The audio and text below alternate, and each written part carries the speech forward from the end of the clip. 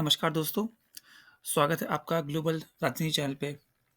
तो दोस्तों जियोपॉलिटिक्स को समझने के लिए मेरी एक बहुत ही सिंपल सी फ़िलॉसफ़ी है और जो मैं हमेशा कहता हूँ कि जियोपॉलिटिक्स में कभी भी कोई किसी का परमानेंट दोस्त नहीं होता, परमानेंट दुश्मन नहीं होता। जियोपॉलिटिक्स में सिर्फ़ और सिर्फ़ आपके इंटरेस्ट होते हैं, जो अगर मैच हो गए तो आप दोस्त हैं और अगर इंटरेस्ट मैच नहीं हो रहे तो फिर आप दोस्त नहीं हैं। एक सिंपल सी फिलॉसफी है, यहाँ कोई भाईचारा नहीं होता। ठीक वैसे ही आज फ्रांस ने भारत के साथ जो किया है, उसकी उम्मीद भारत को बिल्कुल भी नहीं थी। क्योंकि भारत फ्रांस से 26 राफेल लड़ाकू विमान और खरीदने वाला था। यह राफेल की एम सीरीज के लड़ाकू विमान थे और स्पेशली इन्हें मॉडिफाई किया गया है नौसेना के लिए। यानी कि नौसेना के जो विमान वाहक युद्धपोत होते हैं, जिन्हें एयरक्राफ्ट कैरियर कहा जाता है, जो आप हमारी स्क्रीन पे देख सकते हैं। ये एक बहुत ही बड़े शिप होते हैं और आप कह सकते हैं कि चलता-फिरता एक एयरबेस होता है। अगर आपको कहीं दूर जाके कहीं अटैक करना है, तो उसके लिए आपको अपना बस एयरक्राफ्ट कैरियर उस जगह पे ले जाइए और जितने भी आपके फाइटर जेट हैं, वो उस एयरक्राफ्ट से उड़ के जहाँ भी आपको तबाही मचानी है, वो वहाँ जाते हैं, बम गिराते हैं और वापस अपने एयरबेस में आ जाते हैं। ठीक वैसे ही भारत 26 और लड़ाकू विमान की खोज कर रहा है और भारत चाहता था कि हमने पहले से ही 36 राफेल लड़ाकू विमान जो खरीदे हैं फ्रांस से, डसॉल्ट से।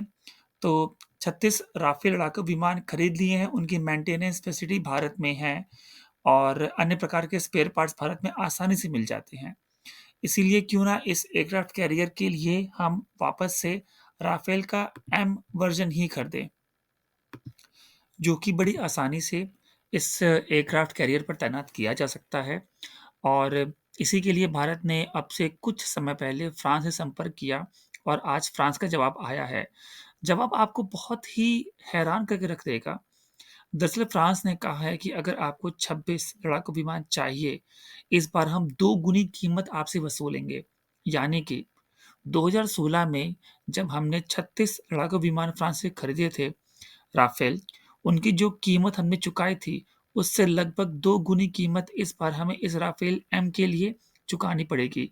जैसा कि आप स्क्रीन पर देख सकते हैं, रिपोर्ट्स में बताया गया है कि फ्रांस ने 26 लड़ाकू विमानों के लिए 50,000 करोड़ रुपए की माँग की है।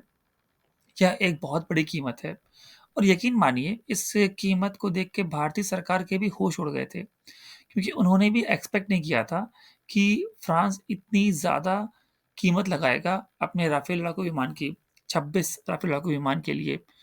तो इसके लिए भारत के जो इंटरनल मिनिस्ट्री है, उन्होंने जब इसका एनालिसिस किया, तो उन्होंने ये सोचा कि हमने 36 लड़ाकू विमान आज से 8 साल पहले खरीदे थे। इस बात को काफ़ी टाइम भी हो गया है और अगर हम जो उस एयरक्राफ्ट में स्पेयर पार्ट्स लगे होते हैं, मेटलर्जिकल चीज़ें लगी होती हैं, एवियोनिक्स लगे होते हैं, उसका अगर हम 10 से 12% की बढ़ोतरी भी करते हैं, तो भी अगर हम खुद से 25% एक्स्ट्रा और देते हैं, तब भी इसकी कीमत लगभग 28 से 30 हज़ार करोड़ के आसपास की होनी चाहिए। बट फ्रांस इसके लिए 50,000 करोड़ रुपए माँग रहा है, जो कि बहुत ही ज़्यादा है। अब पिछली बार इसमें फ्रांस ने भारत के अंदर इसका मेंटेनेंस सेंटर बनाया था, स्पेयर पार्ट्स का हब बनाना था, इसके अलावा पूरी फैसिलिटी सेटअप करनी थी, जिसमें पैसा खर्च होता है। इसीलिए अब हमें 36 महँगे पड़े थे, लेकिन इस बार तो राफेल का मेंटेनेंस सेंटर भारत में पहले से मौजूद है। स्पेयर पार्ट्स हब भी बना हुआ है, रिसर्च एंड डेवलपमेंट का इनका डिपार्टमेंट वो भी भारत में ही है। सब कुछ वेल एस्टेब्लिश है। इन्हें भारत को सीधे लड़ाकू विमान देने थे, लेकिन फिर भी यह 2 गुनी कीमत भारत से वसूल रहे हैं, जो समझ से परे है। और अब इसीलिए भारत के डिफेंस मिनिस्ट्री में हलचल मच गई है कि फ्रांस इतना ज़्यादा पैसा क्यों माँग रहा है। और ये डील अब क्लैश भी हो सकती है, क्योंकि F-35 का ABC वर्ज़न, ये तीनों वेरिएंट जो यूएस ऑफ़र कर रहा है फ़िलहाल, तो आपको जान के आश्चर्य होगा कि इससे कम पैसे में इंडिया F-35 फाइटर जेट भी खरीद सकता है यूएस से। और F-35 फाइटर जेट की जो डिफ़रेंस है मेन राफ़ेल से, वो ये है कि ये स्टेल्थ होते हैं। ये फाइटर जेट दुश्मन के सर के ऊपर घूमते हुए बम मार के निकल भी जाएँगे और उनके रडार की पकड़ में भी नहीं आएँगे। यह बहुत बड़ी ख़ास बात है F-35 की। और दूसरी से बड़ी ख़ास बात ये है कि कोई भी लड़ाकू विमान को आज के डेट में फ्लाई और टेक ऑफ करने के लिए एक रनवे चाहिए होता है। बट जो F-35 है, उसकी ख़ास बात ये है कि ये ज़मीन की सतह से या किसी भी एयरबेस से सीधे हवा में उड़ सकते हैं, बिना किसी रनवे के और डायरेक्टली 90 डिग्री पे लैंड भी कर सकते हैं। ये ख़ासियत आज भी किसी और दूसरे फाइटर जेट में नहीं पाई जाती। यहाँ तक कि इंडिया फिर रशिया की तरफ भी देख सकता है, क्योंकि रशिया भी अपने मिग और सुखोई फाइटर जेट इंडिया को ऑफ़र कर रहा है, जो कि इसी सस्ते में मिल जाएँगे इंडिया को।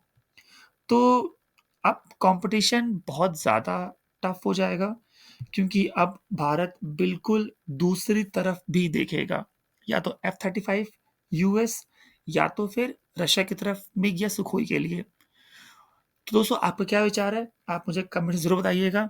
Thank you. जय हिंद, जय भारत।